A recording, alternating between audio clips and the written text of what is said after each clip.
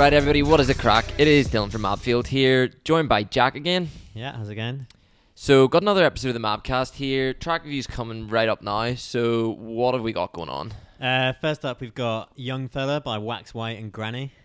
Keep me always open when I'm on the streets, I'm in check. I know some boys hoping that you know they beat you to death. I'm just the last of a new doing brilliant. I'm just the last of a new doing brilliant.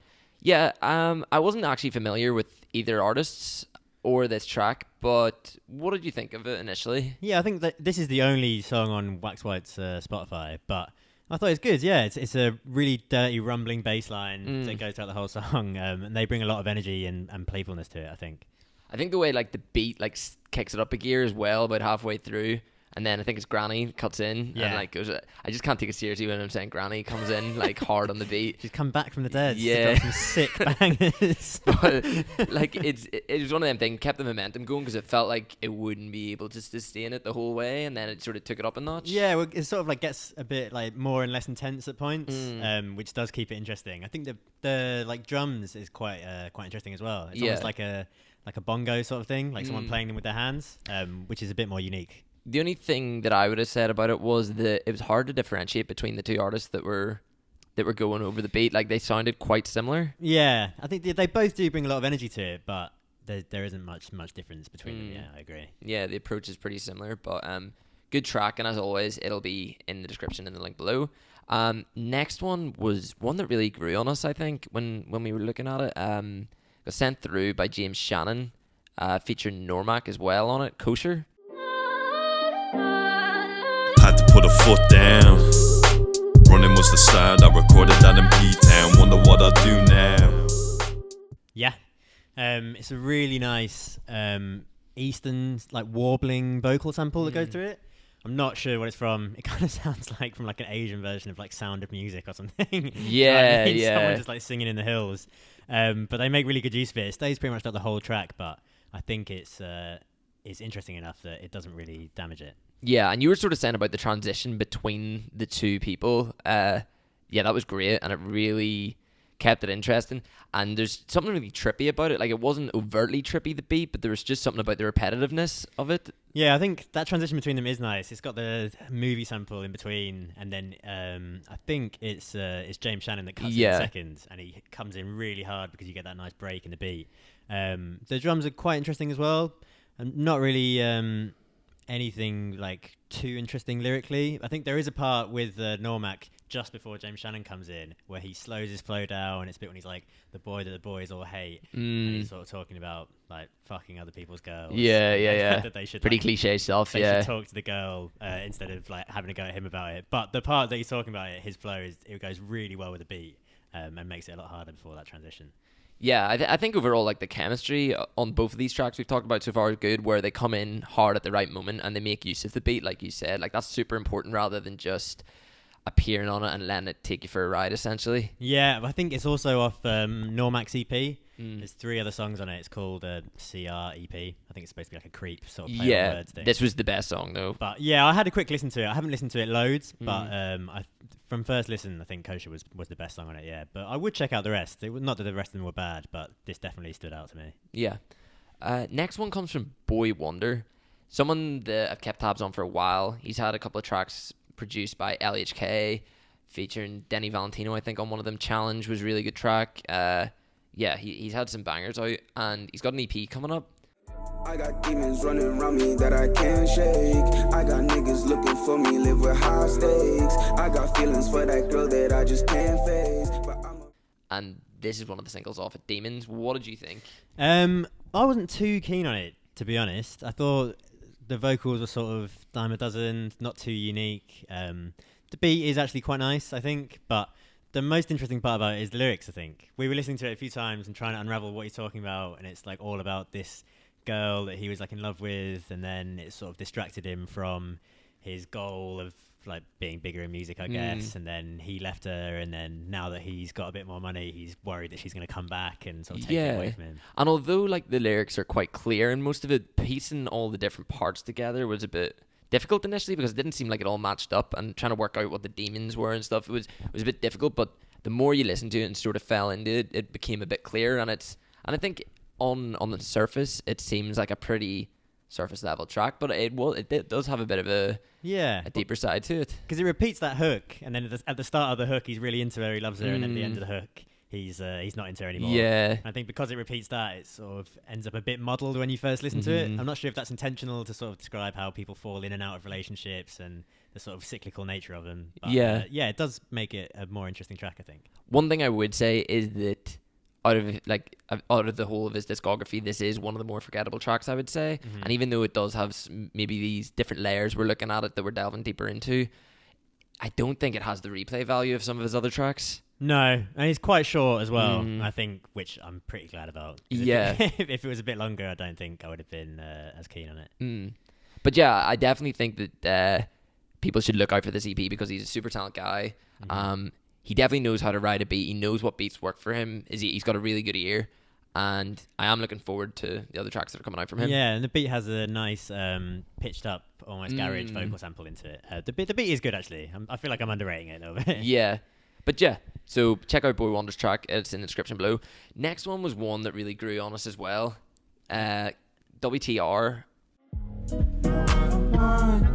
Just anyone. I'm loving what I see in front of me. Don't give a fuck. I think I love it. I think I love it, yeah. Yeah. Unfortunately, not a cover of the Kanye West Little Pump song. Unfortunately. Although the album artwork is him in Roblox. Oh, yeah. No, I'm joking. I wish it was. Yeah. But it's a breezy acoustic guitar that goes through it with a muffled vocal sample. I'm not sure if it's him pitched down I was about to or say, if it's a woman pitched down. because then it's layered on top of it in a later part of the song. But that's the sort of guiding force throughout the whole song. And then it builds and builds and builds. And then the final chorus, it's got him singing with this vocal sample. Yeah. So it's like harmonizing with the sample and also other versions of himself. Yeah. And like a nice call and response going out between himself. And it all builds to a really nice conclusion, I think. And I think we were saying about even the percussion, like the drums on it don't sound native to this type of sound normally, but it works really well. Like it almost sounds like tropical. There's a lot going on. It's really, really bustling. Yeah. Like there's the drums and it sort of sounds like spoons almost. You know what I mean? Spoons. Yeah, I do know what you mean there. But it's quite it's fast but dense percussion. Yeah. Yeah, and again, I hadn't heard of this guy before, but I'll definitely be checking him out. This is the great thing, getting sent all these tracks and almost becoming like an entry point to finding new music for us and then for whoever's listening as well, I think. Yeah, it's definitely quite different to a lot of the stuff it gets into. I think the verses grow on you as well. The first time I listened to it, I was like, oh, the chorus is really strong, but these verses drag a bit, but they do grow on you. I still think the chorus is the strongest part with the sample, but really good track overall. Yeah. Moving on to the final one, Behind Again, Blaine.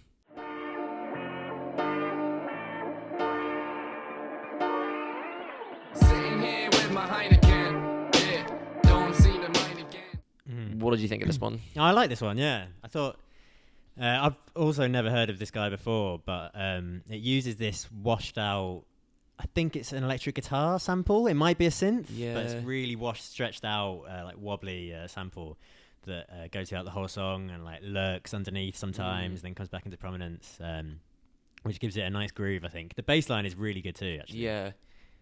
Yeah, I did enjoy the production on it. I kind of felt the delivery was a bit left to be desired. Like I felt I get the repetitiveness, but it just kind of was grinding on me, to be honest, a wee bit. Yeah, I think the hook where he's doing the like, the Heineken behind again, kind again, it's like kind of interesting the first time you hear it, but then towards the end of the song's like 3.5 minutes long. I think it does, especially in repeat listeners. If it was used a bit more sparsely, then it'd be a bit better, I think. But I think it's got a good groove to it. I think the drums on it don't really hit as hard as they should. They sound a bit brittle, which doesn't really lend itself to that sort of deep, like almost psychedelic sound. So I think that could be a little bit better. But overall, pretty strong track, I think. Yeah, and I mean that's the thing with this week. I feel like every track that got sent through was really strong in certain ways, and it comes down to, I guess, personal taste and what we were talking about. But a lot of the things that they had in common was the strong chemistry between the features. And, the deciding to come in at the right moment and hitting the delivery and hitting the punchlines well, and those sort of transitions between the different artists. And it's sort of tying into that idea of collaboration, and something we've got asked about a lot recently, which has kind of stemmed into this episode, we've been asked, how do I do this? How do I do that? And, we don't have all the answers for these things, but something that's cropped up a lot over the last few months is I need help with this. How do I learn to do that? And it is just like working with other people, essentially, is the common theme. Yeah, I think you see it popping up more and more nowadays. Collectives and collaborations in general, especially because of the internet now. It's a lot easier for people to find other people who have common interests or can fill in the gaps that you maybe can't creatively. Yeah.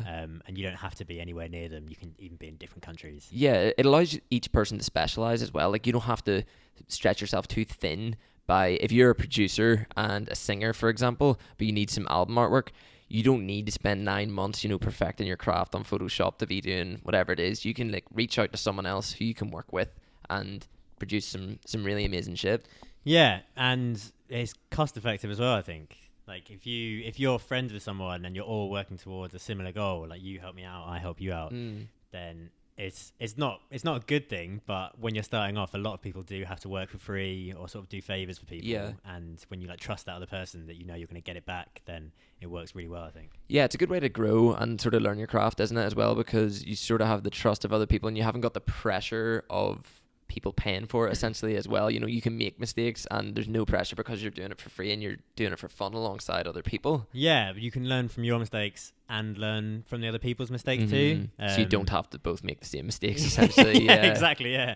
But I think it's also good to have that other person's opinion. Like, the best way to progress is to be criticised, especially if it comes from your friends or people that you trust, because then they're not just doing it to be a dick or to fuck with you. And you're not getting publicly called out or anything. You're not having to post online like, oh, what do you guys think of this? It's literally just a quiet arm around the shoulder and a chat, essentially, like, oh, you need to maybe tweak this. I don't really enjoy this. And you're not getting shamed in front of anybody, which I think that's the main thing people are afraid of when they're getting criticism, isn't it? Yeah, I think a lot of people, especially when you're making art, do take criticism really personally, when in reality most people just don't mean it that way, because it's just a pretty mean thing to do if you do. But I think, even though we're saying about doing with social media, I think physically having people there to do that as well can push you on.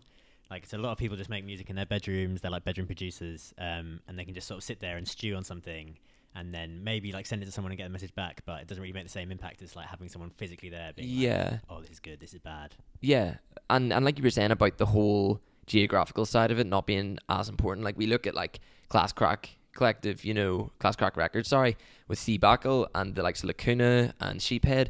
They're all in different places. Seabackle's living in England was until he finished university there, and Lacuna was living in Dromore in the north. Yeah. And they're able to work together, but the thing they had in common was being of Irish descent. So they were able to find each other based on that on the internet and find those commonalities, work together despite not actually being around. Yeah, but I think it's great for when you actually release things too, because you can have loads of different people on loads of different social media accounts that then will all share something, and then every single part of their audience is now all seeing that one thing that you wouldn't be able to reach by yourself. Yeah, I think there's definitely a really strong collective spirit growing in Ireland, I think, especially in hip-hop. You see so many people, even if they aren't in designated collectives, they're saying that we are this, we are that, they've got a name or anything, they're working together. You see so many people on Instagram, and it's obvious what they're doing, but it's totally cool, and I totally respect it. It's they're always sharing each other's stuff, always commenting on each other's stuff, and it helps create a wee bit of a buzz as well. Do you know what I mean? A bit of interest. If people are seeing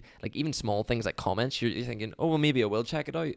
Yeah, well, it's only a good thing. I think it can play into that sort of almost boy band factor, where you have you see a group or a friendship group, and you want to be part of it. You feel you're missing out if they're all making stuff and getting along, and then you can have your own favorite members that you're more interested in, creates more discussion around the group as well. I think the camaraderie around it as well, and how it feels genuine, and when you see people and enjoying themselves and they're creating some good stuff and they're able to bounce off each other, it's very infectious, isn't it? Because I think people talk a lot about Odd Future and Brockhampton and stuff like that, and I guess they're kind of the blueprints for what people want to do. Yeah, I think they're both examples of a sort of merging of both of them. I think they both of them have friends from when they were young, and also people they've met on the internet. Yeah. Brockhampton especially, they've got bare faces from Belfast, and then other people from all over America. who do all actually live together now, but Yeah. at the time when they were first starting out, were like just sending things online and stuff. Mm-hmm. And even you've got Big Pig, who's from Ireland with 98 Collective now. You know, she's over in England. Mm-hmm. I think they all met on. No, they didn't meet online, but they're all from separate parts of the world, and they're all living in London together now. But it's great to see that sort of thing. And I think like you were tapping into that sort of social media branding aspect of it, and it's interesting. I always think of Burner Records when people think of this, because when I did a recent interview with Sick Nanley, he was saying that he's done one single this year and he's playing gigs all the time. And it's because, obviously, it's good music, but it's that collective brand of Burner Records that they're putting on a show and they're associated with each other. And it's that sort of comedic, like, camaraderie that they have together. Yeah, and you can create like long-standing fan interest in it. You know, Burner Records aren't putting out a crazy amount of music or even that much music at all. Yeah. But they can still put on an event and have people come to it because they're invested in the group rather than just one individual member that you might fall in and out of love with. Yeah, and I guess there's the different dynamics between individuals and stuff, because when you see Finch and Sick Nanley on stage, you know, they're pretty funny and they've got a really natural chemistry. And then even between other people in the group, you know, they've got their own dynamics and it plays out really well. Whereas if you're one person, there's only so much you can do unless you've got this like cult following that loves you, how you're really, I don't know, mysterious or something like that, or if you're a really big personality. It's difficult on your own, and I think that's something that is becoming really clear, and it's becoming so much easier to tackle and now in the internet age. Yeah. And even I think with minorities that often get ignored in the music industry, even with females, like Girl Code are kind of tackling that, where you can't ignore them. There's too many of them doing amazing things together, putting on shows, bringing together their different skills and sort of pulling them together. And yeah, like that's someone that pops to mind when I think of those sort of elements. Yeah, definitely. I think especially with girl code, with like women and minorities as well, it's a lot easier to break into the sort of white male dominated environment that music and a lot of other arts still are. If you've got that strength in numbers, and like you don't need to feel weird about going to events or whatever because there's fucking loads of you. Yeah, and I think it just encourages other people to get involved in the same thing, isn't it? It's like if you see one person doing it, it's pretty inspirational. But if you see a group of people doing it, you feel like you can be part of it. Like it's a community. It's like it's a vibe. It's a family. Do you know what I mean? Yeah, exactly. It's like we were saying with Dina. Like the people don't come up unless they have like idols to look up to. If they have someone that's seen that they can actually do it, and then they believe in themselves to do it. But I think that it does make a massive difference having them in those groups. Yeah. I think with minorities as well, it's if you're in a group, it's a lot harder to do the sort of comparing and playing against each other that media generally does. Like, you know how there can only be one big black woman in hip hop. Yeah, like with Nicki Minaj and like Cardi B. Yeah, and if there's more than one, then they must hate each other. They must be in massive competition, even though obviously that's just bullshit. Whereas like if you're all in a group together and actively, you know, obviously enjoy being around each other, it sort of defeats that before it could even get started.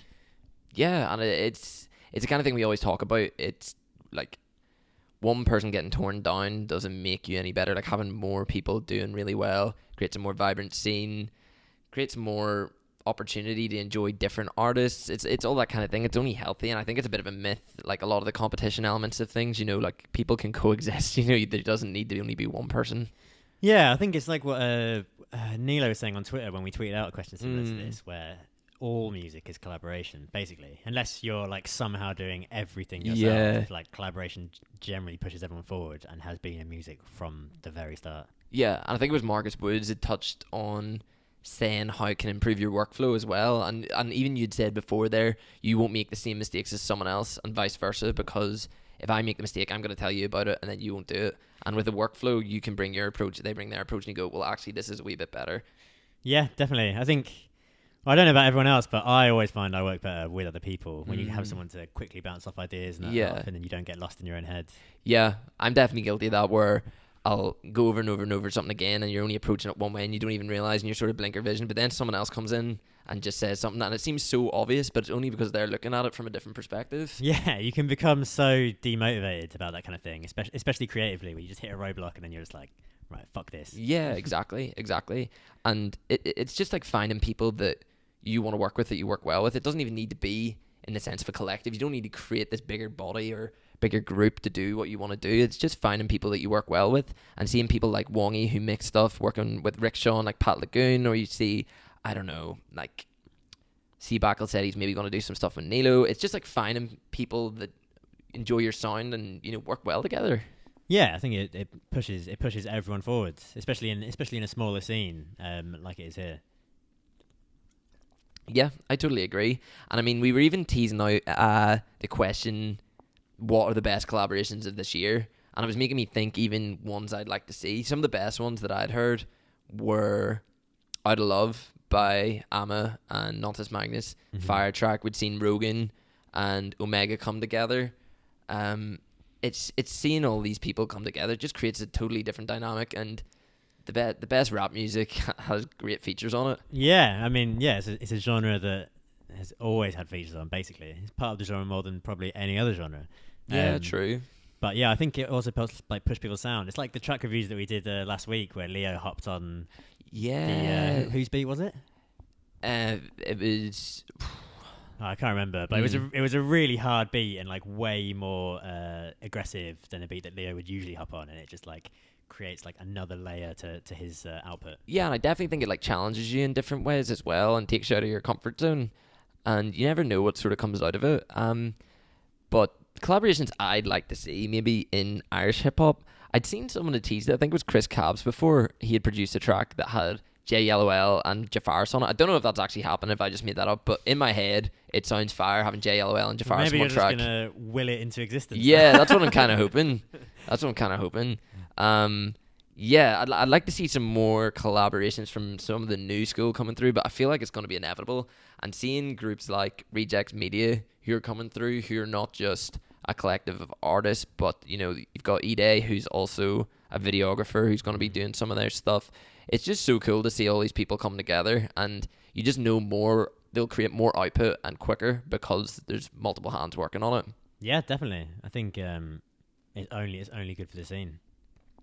And yeah, even like for us, like just before you got here, I did a episode with Shane and Oren, you know, like a sold out and Mabfield one and stuff like that. It's just so fun. It just gives you a different bit of energy and it's just something different, isn't it? Yeah, it's inspiring. Yeah. Definitely. Even if you're not producing exactly the same kind of content, like obviously a podcast isn't quite as creative as making a song or something. Yeah. You would say, but it does inspire you to meet other people who have the same passion that you do, and you can apply that to any creative industry.